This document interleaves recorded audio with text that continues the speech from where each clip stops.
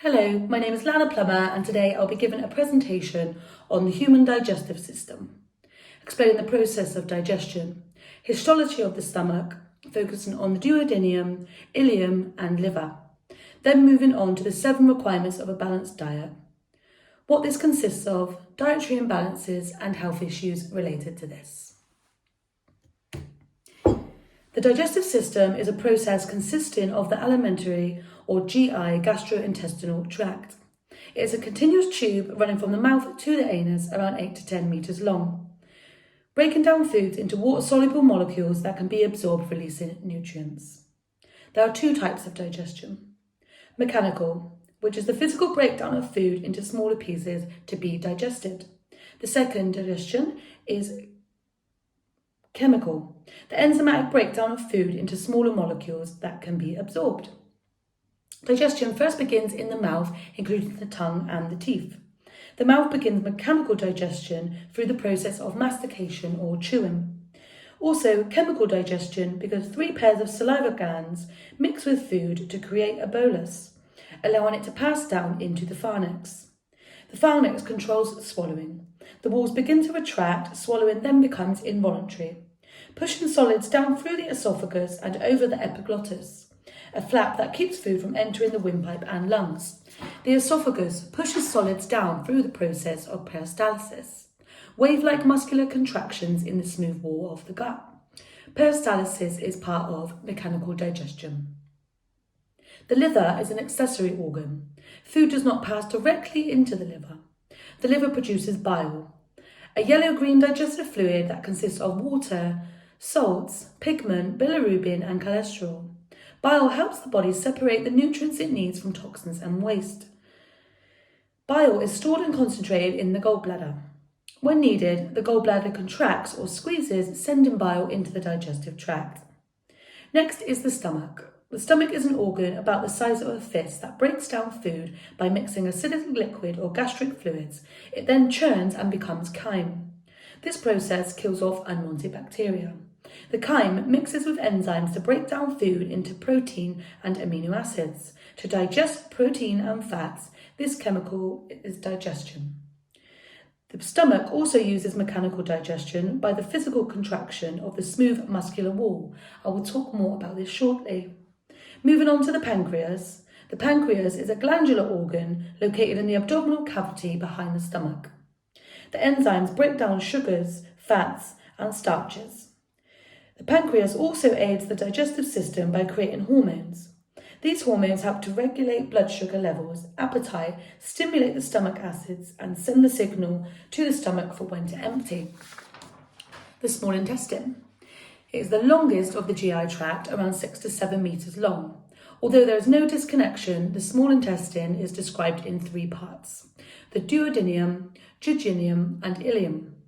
Each section is absorbing different nutrients. The large intestine, or colon, is around 1.5 metres long and receives digested food from the small intestine.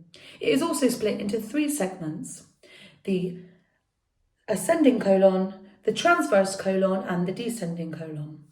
The large intestine continues to absorb energy and nutrients, but its key role is to dehydrate digestive bolus that has been liquefied to form stool. It passes down to the rectum where it is stored until being expelled by the anus into feces. Now, coming back to the histology of the stomach, I will now talk about this along with duodenum and ileum. Histology is the study of microscopic anatomy. The microscopic anatomy of the stomach consists of 4 layers. The mucosa. This lines the inside of the stomach, a smooth, thin layer that contains glands and gastric pits. When the walls contract, gastric fluids such as hydrochloric acid, pepsin, lipase, and mucus are released to digest food. Submucosa, a durable connective tissue containing blood vessels and lymph vessels that join the mucosa to the muscle underneath. The muscular externa consists of 3 parts: inner oblique, middle circular, and outer longitudinal. The muscular externa contracts and churns to move food with digestive enzymes down the GI tract. Serosa is located at the outer layer of the stomach. It secretes fluid to reduce friction, allowing the stomach to move across neighbouring organs.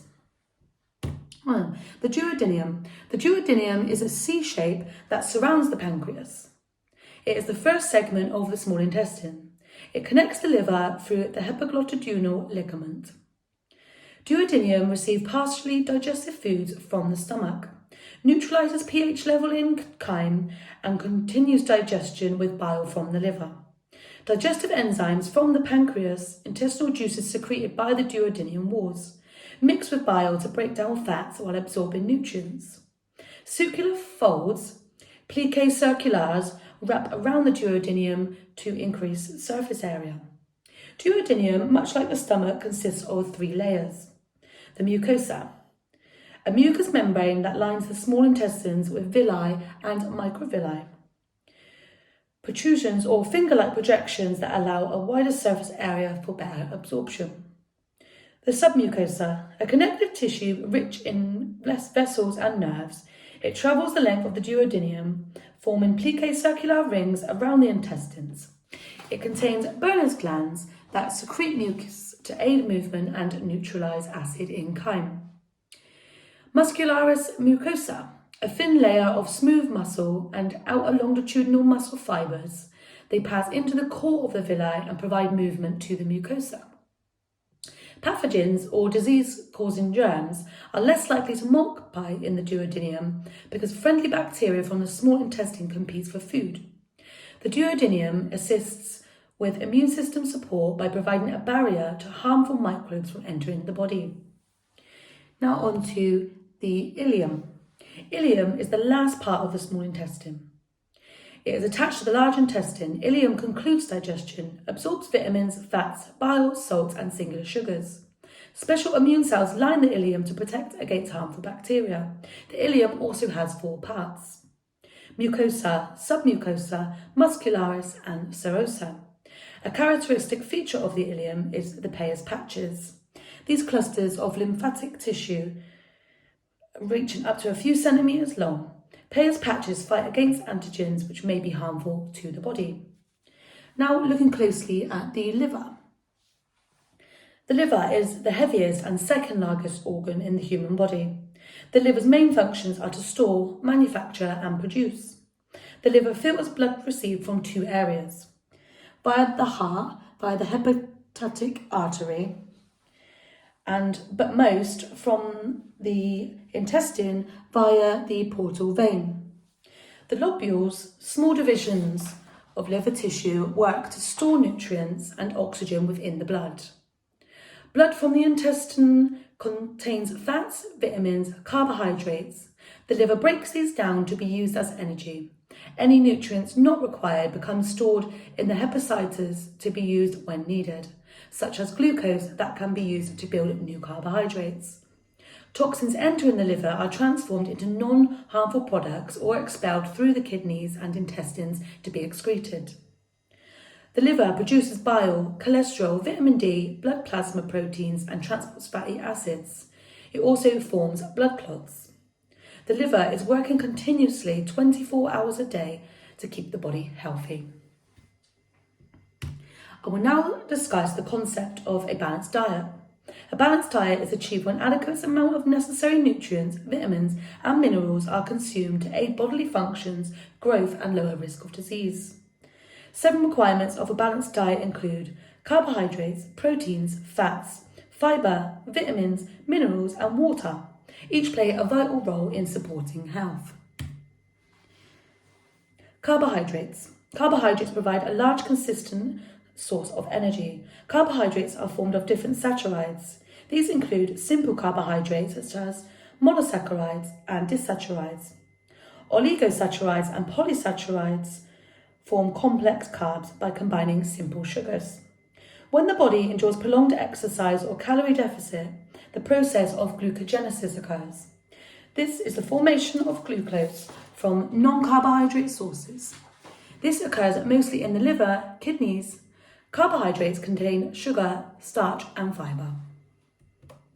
Protein.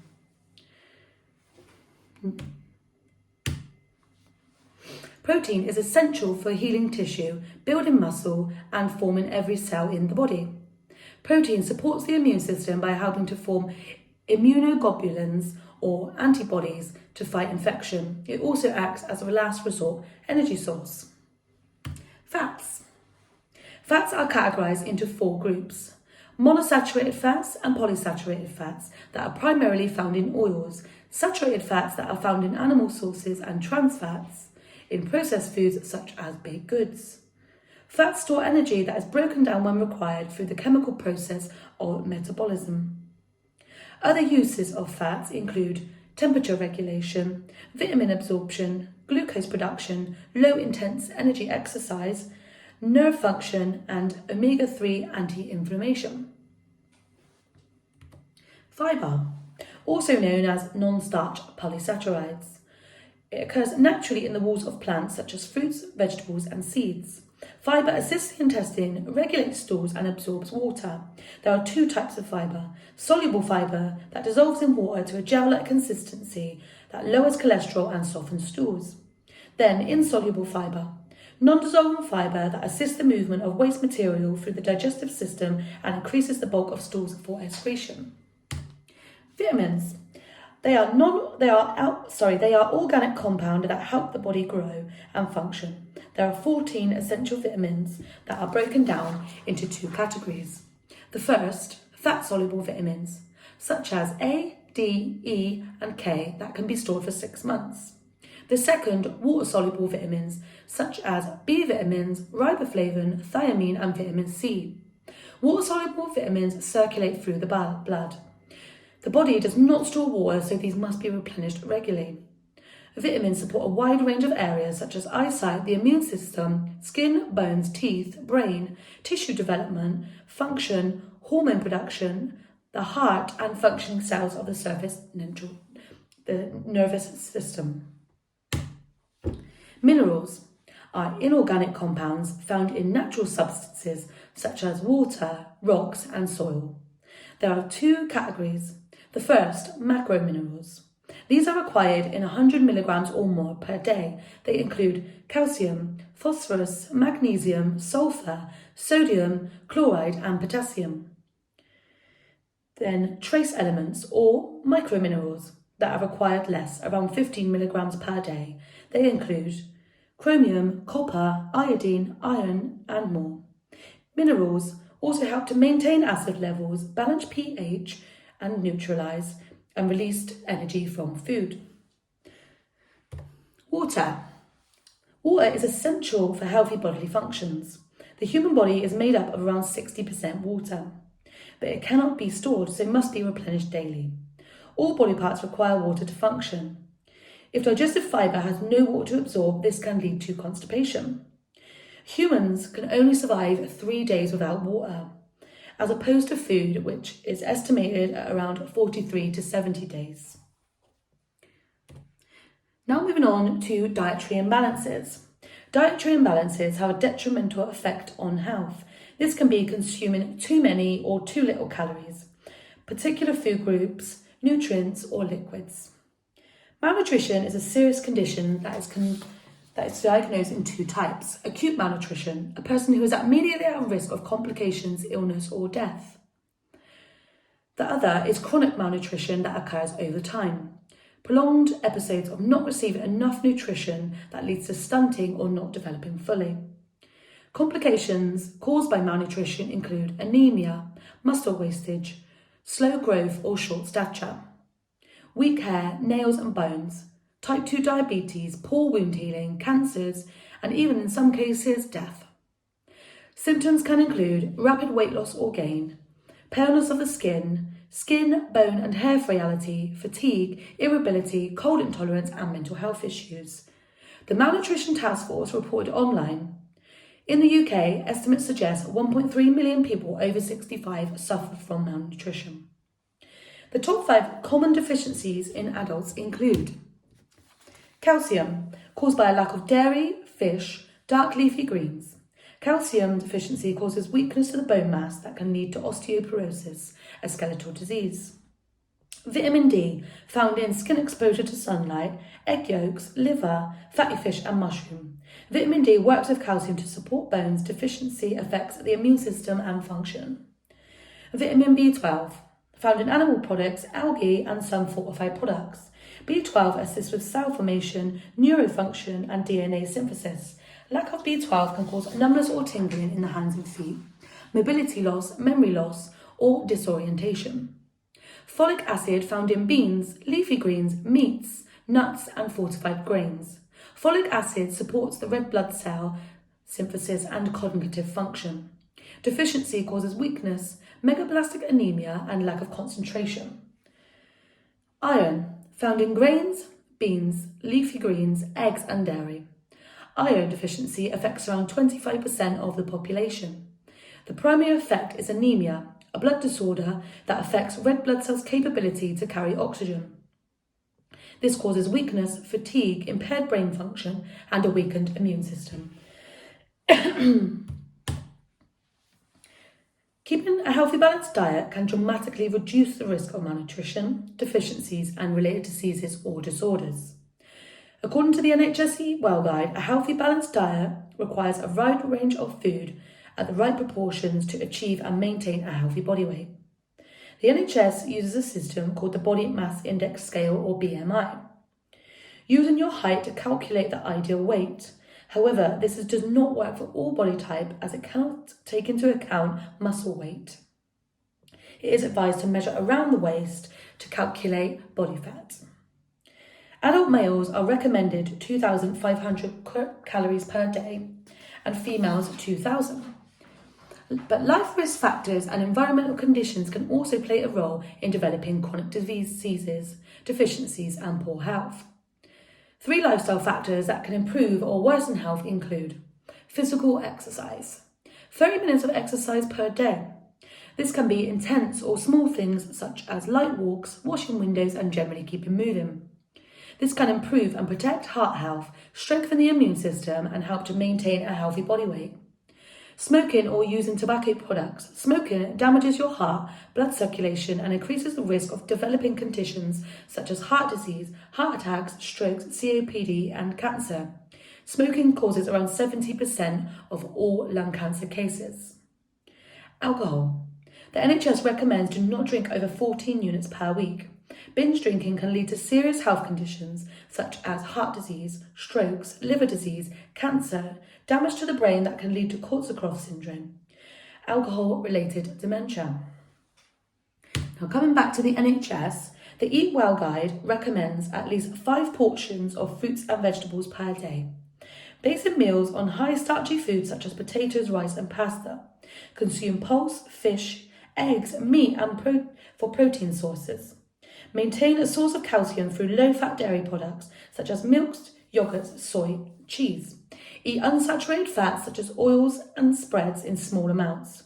Food high in fat, salts and sugar, and such as baked goods should be consumed far less. One of the most important requirements is fluid.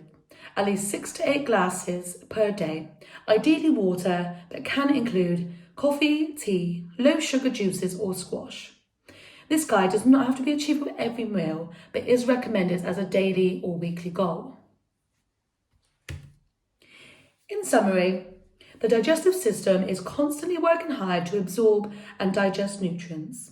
A well-balanced diet, regular exercise, and avoiding some harmful substances can provide the energy required for optimal health.